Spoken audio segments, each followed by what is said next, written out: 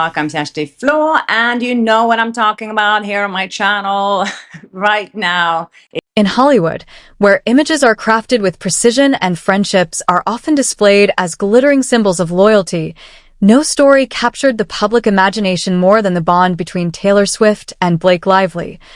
A relationship paraded across red carpets, award shows, family outings, and social media feeds like a flawless advertisement for what celebrity friendship could be. But beneath the sparkle, beneath the polished Instagram posts and heartfelt birthday wishes, something darker simmered, a tension that insiders whispered about long before the world saw it explode into the open. And that explosion came not through gossip blogs or tabloid speculation, but through the cold, unfeeling machinery of the courtroom, where private words meant to stay buried between two women became weapons of war. Taylor Swift's private messages surfacing in legal documents that crushed the very image she and Blake had worked so carefully to sell. And as the details spilled, the Hollywood audience watched in disbelief, because this wasn't just about two friends falling out. It was about trust, betrayal, and the devastating power of receipts when they appear in the form of subpoenaed texts that cannot be denied.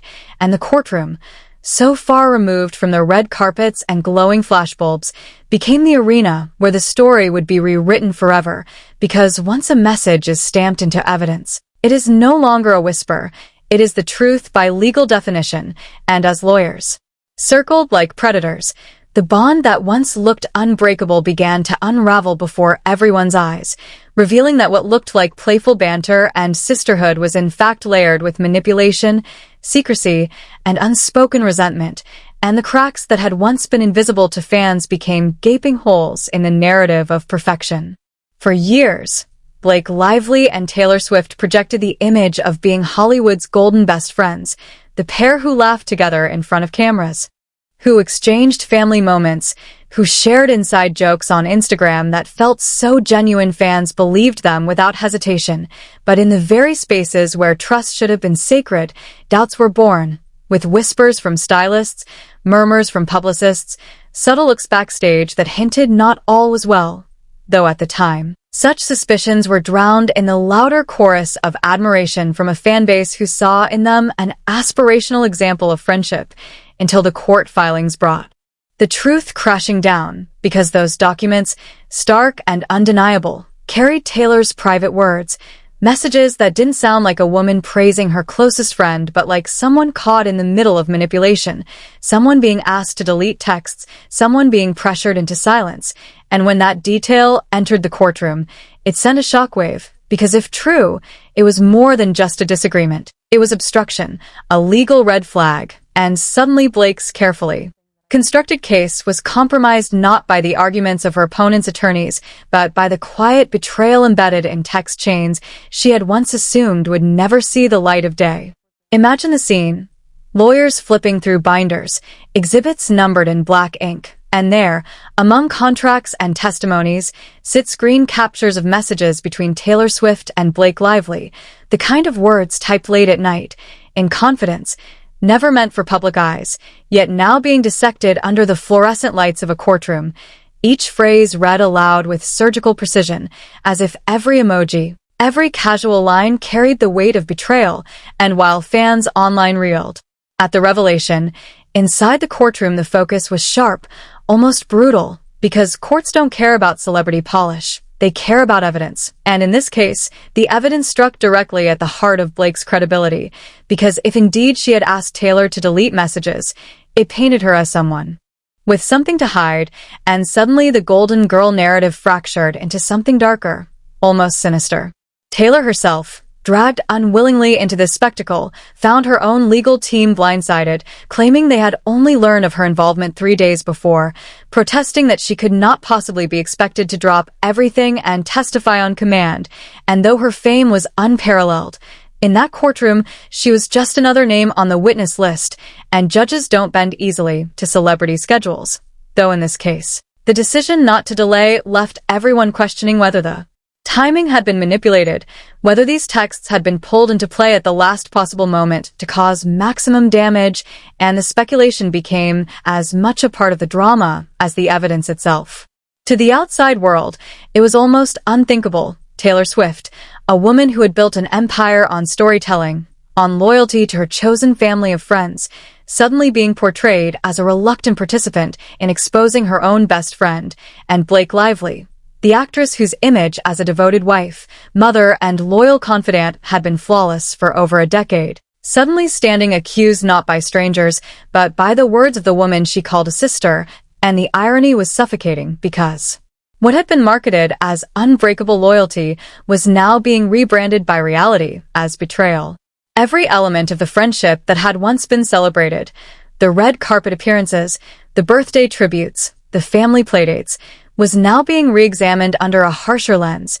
fans scrolling back through years of photos and captions looking for signs they had missed, the subtle distance in a glance, the lukewarm phrasing of a post, the way smiles sometimes looked a little too forced. And with each re-examination, the myth unraveled further, showing that maybe, just maybe, the perfect friendship was never as perfect as it seemed. But in the courtroom, perfection doesn't matter. Only facts do, and the fact was that Taylor's texts were now evidence, their very existence undermining the narrative Blake's lawyers had tried to construct, and the brutal reality of modern litigation was laid bare, that in an age of smartphones, nothing truly disappears. And even the most private conversations can become public ammunition if they intersect with legal claims. This wasn't the first time celebrity texts had toppled reputations, but it was perhaps the most shocking because it wasn't about a romance gone wrong or a feud between rivals. It was about friendship, the one relationship type fans had assumed was immune from Hollywood's relentless cycle of betrayal,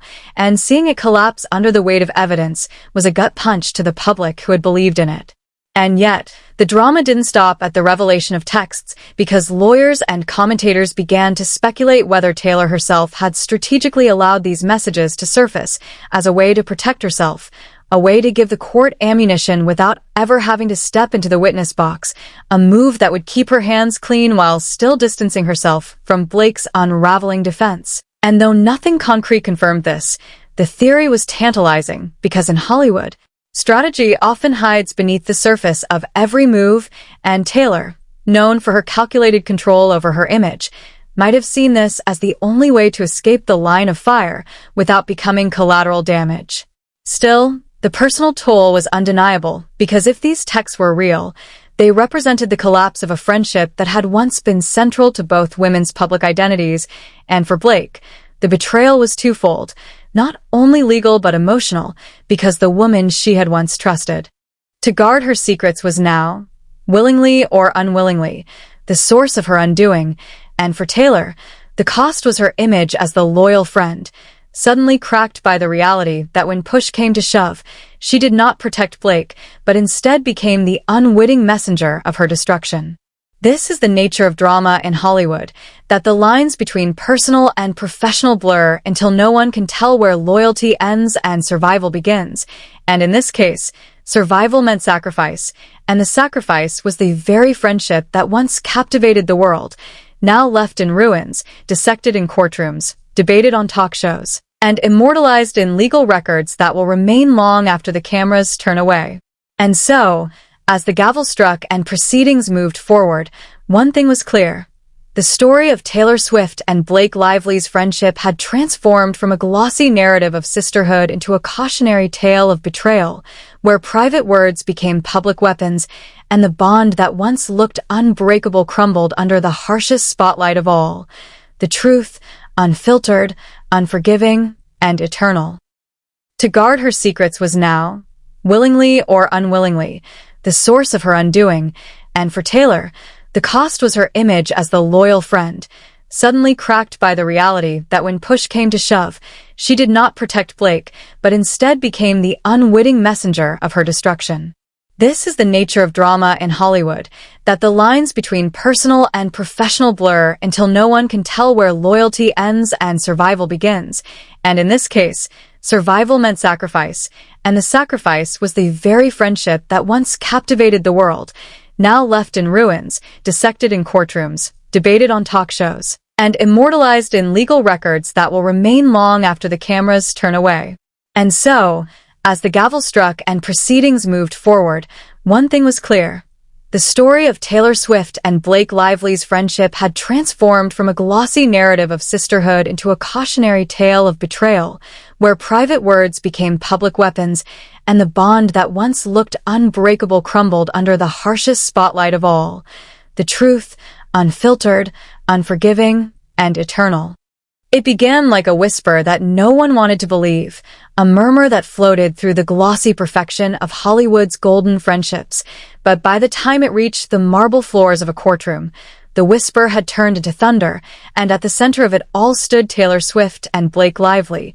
two women whose friendship had once been branded unshakable. A bond so carefully polished and publicly adored that fans around the world treated it like proof that Hollywood could still produce loyalty. But the truth, buried inside private text messages, revealed a much darker reality. And now those very texts were being dragged into the harsh light of legal proceedings, where smiles and Instagram captions no longer mattered, only receipts did, and the receipts Taylor had unknowingly left behind had the potential to crush Blake Lively's credibility forever, the kind of twist no PR team could spin away, no publicist could rewrite, because in the cold language of evidence, words carried power sharper than any betrayal whispered by anonymous insiders, and for the first time, the golden image of their sisterhood cracked before the world's eyes. But to understand how it reached this moment, we must step back into the carefully orchestrated stages of their friendship, the curated family outings with Ryan Reynolds and Blake's children,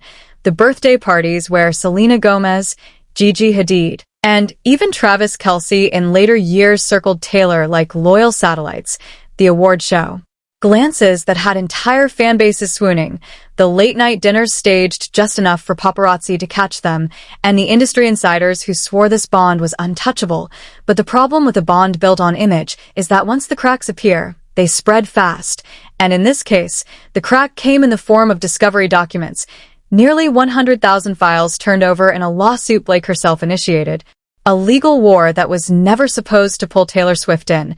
And yet here she was, dragged by force into a deposition request her team argued she had no time for, her lawyers scrambling just 3 days before notice, insisting she was not properly warned. But the judge, stern and unmoved, declared rules applied to everyone, even global icons, and so Taylor's private words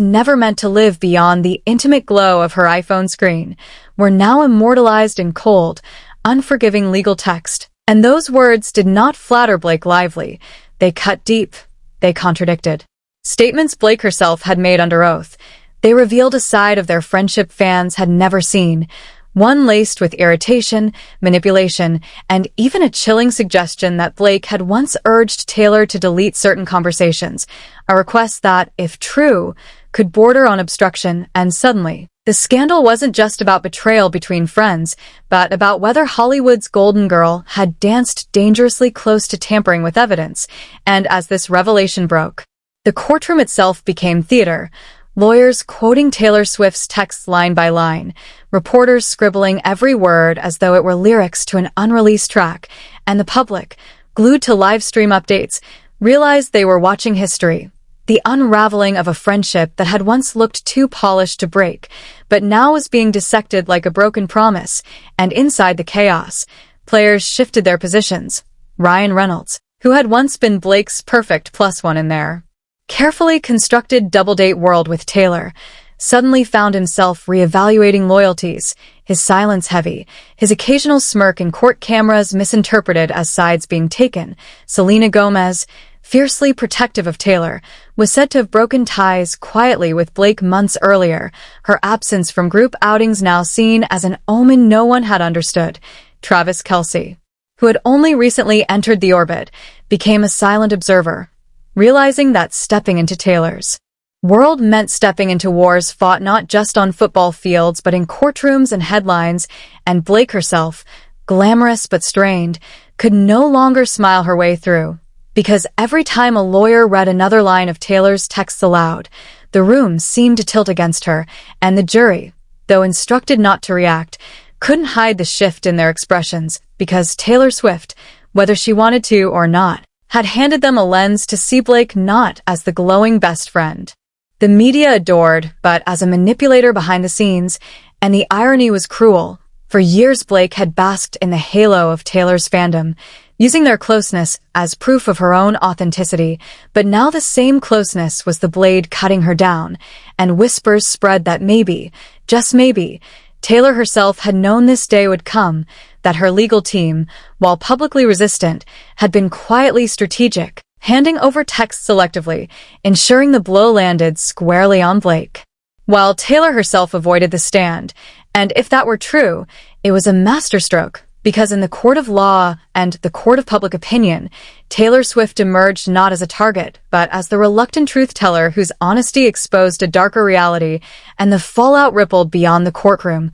Hollywood publicists panicking as the sisterhood, narrative dissolved, fan bases turning vicious. Hashtags like #TextsDon'tLie and #Swift vs. Lively trending globally, conspiracy theories exploding. On TikTok about Ryan Reynolds unfollowing certain accounts, Selena posting cryptic quotes about loyalty, and Travis refusing to answer questions at post-game interviews. And while Blake's legal team tried to downplay the texts as taken out of context, the damage was done, because context was irrelevant when the words were this sharp, when one message allegedly showed Taylor venting frustration about Blake's tendency to stage moments for cameras, and another hinted at Blake's request to make sure nothing comes up that hurts us. Words that now sounded like warning signs of a cover-up, and as analysts on Coravanta debated the meaning of every syllable, it became clear this was no longer just a lawsuit. It was a cultural moment. The destruction of Hollywood's most photographed friendship, and behind the scenes, insiders whispered that Taylor had cut all ties permanently, refusing Blake's calls, instructing her team never to schedule joint appearances again, and in that silence, Blake Lively's empire began to wobble, brand deals rethinking campaigns, Netflix quietly reconsidering projects, and Ryan Reynolds facing the impossible choice of protecting his wife publicly while privately acknowledging the fallout of being linked to someone who just lost Hollywood's most powerful friend. And in the end, when the gavel fell and the court adjourned for the day, reporters rushed out to feed headlines. But the story was already bigger than any legal ruling because no matter what the verdict eventually read, Taylor Swift's private words had already delivered the judgment, and it was devastating.